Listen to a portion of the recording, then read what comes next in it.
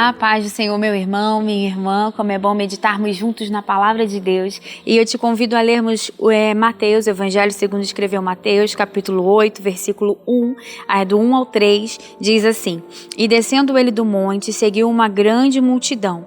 E eis que veio um leproso e o adorou, dizendo: Senhor, se quiseres, pode tornar-me limpo. E Jesus, estendendo a mão, tocou-o, dizendo: Quero ser limpo. E logo ficou purificado da lepra. Esse foi um dos muitos milagres que Jesus realizou quando estava aqui no seu ministério terreno, né? O milagre de curar, né? De tornar limpo um homem que sofria da lepra. E o que me chama a atenção nesse texto é que o leproso chegou até Jesus e falou: Senhor, se quiseres, pode tornar-me limpo. Ou seja, ele sabia que o Senhor Jesus tinha poder para torná-lo limpo. O que estava em questão aqui na mente, no coração desse homem, não era se o Senhor Jesus poderia fazer ou não o milagre, se o Senhor Jesus tinha ou não poder para realizar esse milagre, mas se ele queria, né? Se ele desejava, se ele estava disposto a fazer esse milagre. Com certeza ele já tinha ouvido falar de tantos e tantos milagres que o Senhor Jesus já havia realizado, de tantas curas, né? De tantos feitos sobrenaturais que o Senhor Jesus havia realizado. Então ele não estava em dúvida se o Senhor Jesus tinha ou não poder para curá-lo, mas se o Senhor Jesus queria ou não, se ele estava disposto, né? Se ele estava favorável a operar o milagre em favor daquele homem. E às vezes muitos cristãos sofrem, né? Pensam da mesma forma, sabem que o Senhor Jesus tem poder, acreditam nas Escrituras, acreditam no poder de Jesus, acredita no que a palavra de Deus diz, de todos os milagres que Deus faz, que Deus fez, né? Que Deus que tem poder para fazer, mas às vezes fica em dúvida: será que Deus quer fazer na minha vida? Será que Deus está disposto a fazer isso na minha vida? Né? Eu sei que Ele pode, eu sei que Ele tem poder, eu sei que Ele é todo poderoso, né? Mas será que Ele quer fazer?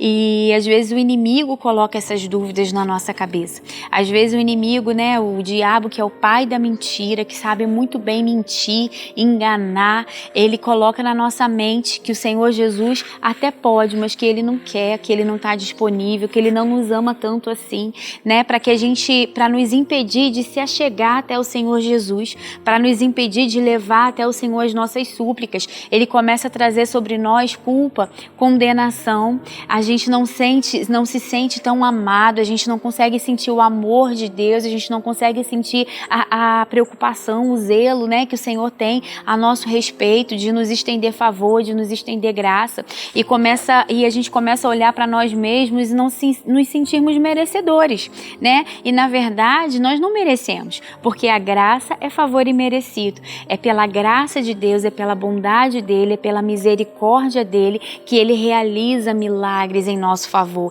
E a gente precisa crer naquilo que a palavra de Deus diz. Quantas promessas existem na palavra de Deus? Há quem diga que existem mais de 8.000 promessas na palavra de Deus. E a gente precisa crer que cada uma delas está disponível para nós. Que o Senhor quer sim nos abençoar. O Senhor tem sim prazer em abençoar o seu povo, em curar, em libertar, em sarar, em restaurar, em prover, em proteger. Tudo isso, nosso Deus é um Deus que é amor, né? O nosso Deus é um Deus provedor, o nosso Deus é um Deus protetor, Ele é o nosso guarda, Ele é o nosso refúgio, Ele é a nossa fortaleza, Ele tem poder para operar e Ele deseja operar. Ele é um Deus que gosta de transbordar, né? O seu favor, a sua graça, a sua bondade, a sua misericórdia, mas o inimigo age através dos sofismas, né? Dos enganos. Sofismas são mentiras que são tão bem contadas que parecem verdades, e o inimigo vai agindo na nossa mente através disso,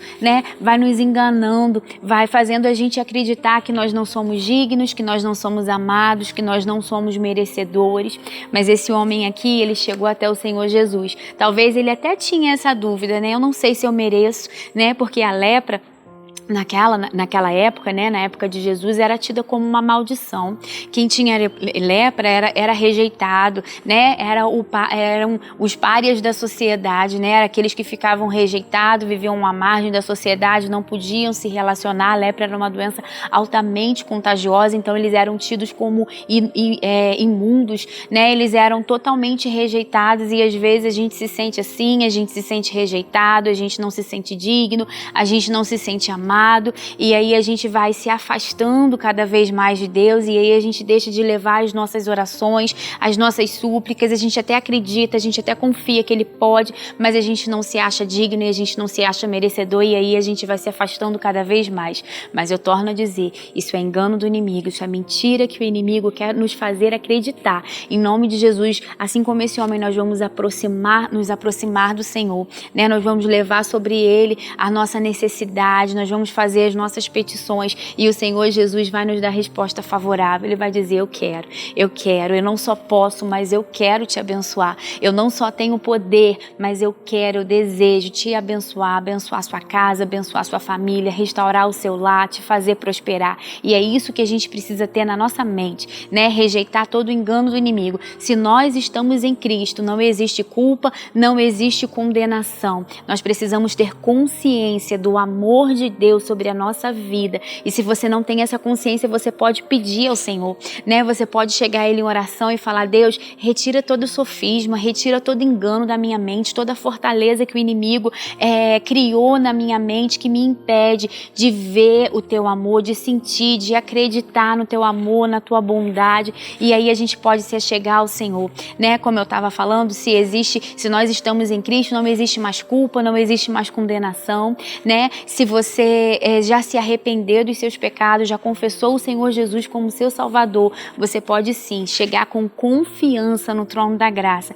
saber que o nosso Deus é um Deus abundante, é um Deus amável, né? É um Deus amoroso, é um Deus bondoso, é um Deus que derrama sobre nós as suas bênçãos, é um Deus abençoador, amém? Que você chegue diante do trono da graça com confiança, sabendo que o Senhor tem sim, Ele quer sim operar na sua vida todas as bênçãos que Ele já prometeu através da sua palavra. Que o Senhor continue falando no seu coração, falando na sua vida, ministrando na sua vida, em nome de Jesus.